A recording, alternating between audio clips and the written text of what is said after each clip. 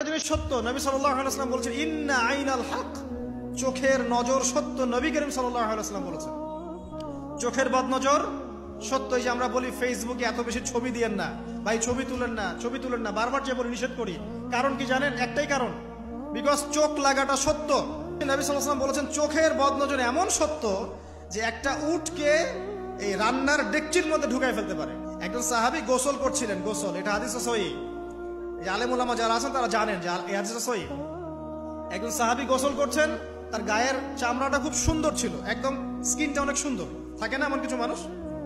আচ্ছা, এখন আরেকজন সাহাবী এই গোসল দেখছেন দূর থেকে, দেখে বলছেন যে কি চমৎকার তার শরীরের রংটা, যেন কুমারী নারীর মতো, অনেকটা এমন একটা কথা তিনি বলেছিলেন।